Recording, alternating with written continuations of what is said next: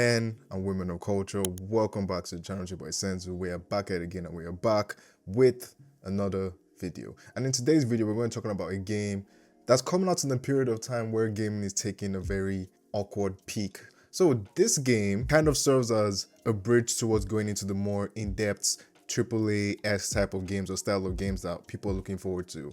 And obviously we're talking about Eternal Strands, a game I've really been looking forward to, especially in the particular Xbox showcase showing that came up, whereby this game looks interesting. I was like, oh, you know what? This is a game that looks like I'm probably going to put a lot of time into.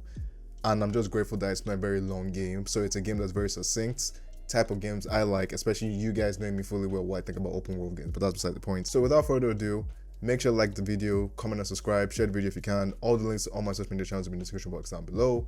Now, without further ado, let's actually hop into the video and let's actually hop into why I think about Eternal Strands. So before we actually talk about Eternal Strands, I think it might be in everyone's best interest to actually talk about the synopsis of the story, to just give us like an overall context of what this game actually involves, and especially with just the story elements and stuff like that. So decades ago, the Enclave unexpectedly sealed itself away from the rest of the world.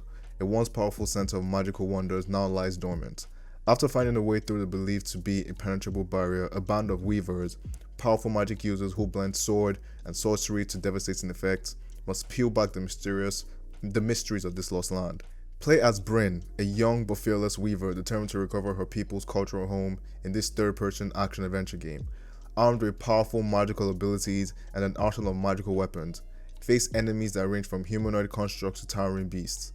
Use the environment and temperature to advantage in battles against a diverse roster of fantastical creatures, like turning a dragon's fiery breath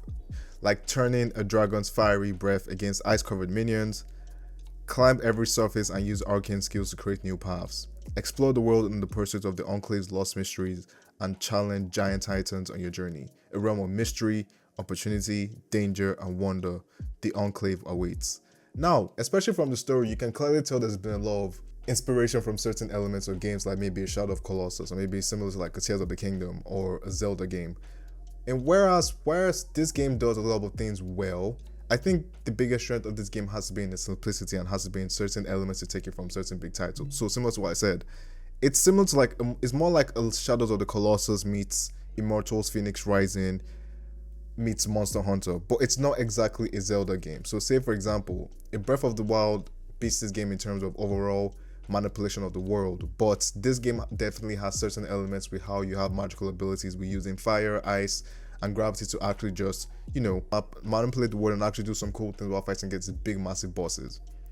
Another thing I like about this game has to do with the great art style. If anyone knows anything about me, especially coming back from my previous video about Wayfinders, I'm very in tune with the adult animation-esque type of style, similar to like an Arcane, a Wayfinder, and now this game as well.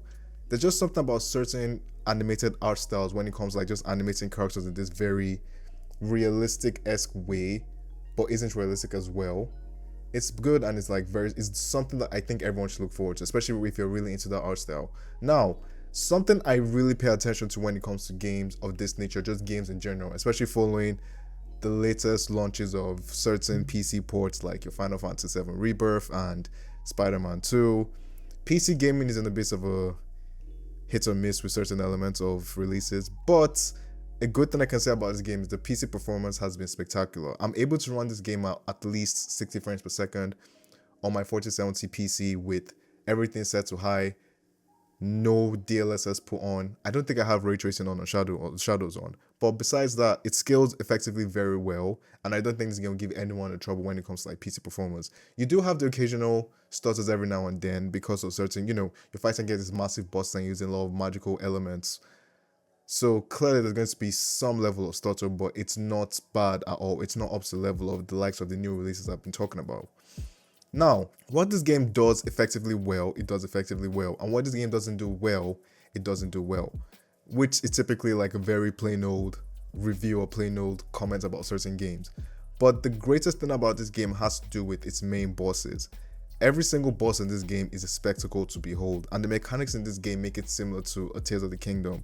Although it's limited in scopes like actual world manipulation, similar to what I said at the beginning of the video, it's more of using the elements that you have with you to fight against these massive bosses. Yes, the only I'll say the only similarity in regards to like a Tears of the Kingdom or Immortal Phoenix Rising has to do with being able to climb anything you want to climb.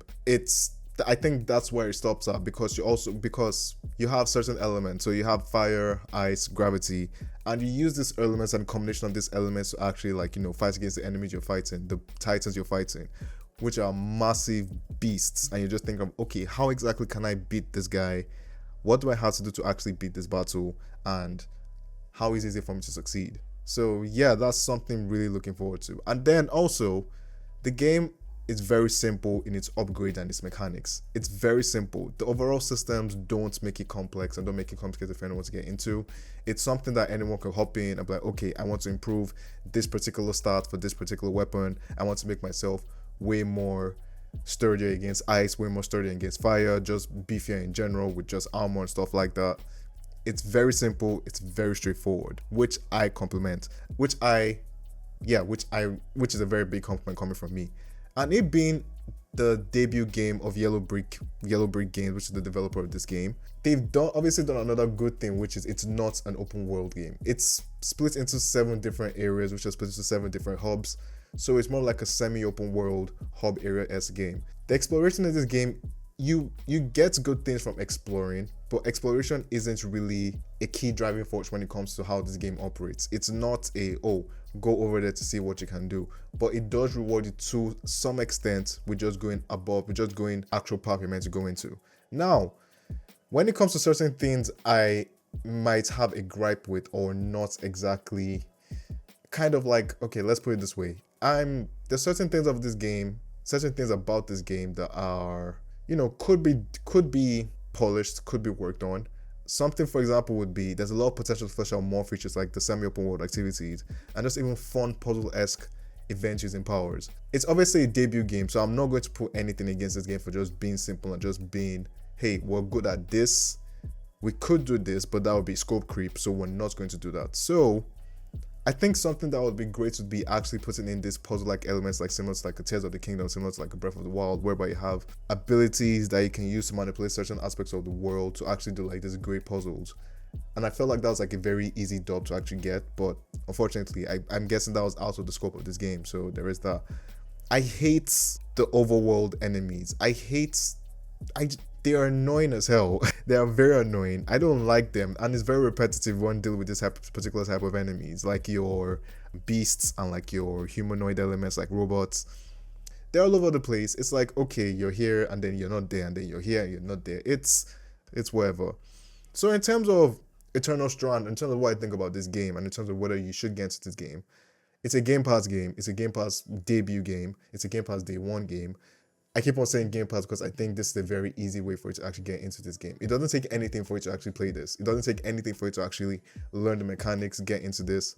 And last I checked, I think it's about a 20+ hour game. So I think you could finish the game probably 15 hours in terms of if you're just focusing on the story, and maybe stretch it to like 25 hours if you're going to do everything extra and stuff like that. As far as I can tell, it's not a game I've truly enjoyed. I put in about 6-7 hours into the game, so this is more like an impression. I think everyone should give this a try. It is definitely a good game to sink your teeth into, because especially when you're waiting for the big boys coming into the scene. You're waiting for your vow to come in, you're waiting for your Kingdom Come Deliverance, which as far as I can tell is probably going to be an 80-hour game. Not for me at the moment. Different things coming, different things working. But this is a game I think everyone can get into. It's a game that very easy to just get into, very easy to just sink your teeth into, not spend too much time. Enjoy a nice, succinct game that isn't like this 50-60 hour marvelous adventure or whatever. So what do you guys think of the video? Leave in the comment section down below what you think of Eternal Strands. If you played this game, what do you like? What don't you like about the game? Without further ado, I'll see you in the next video. Thank you guys for watching the video. Hope to hear from you soon. Peace out.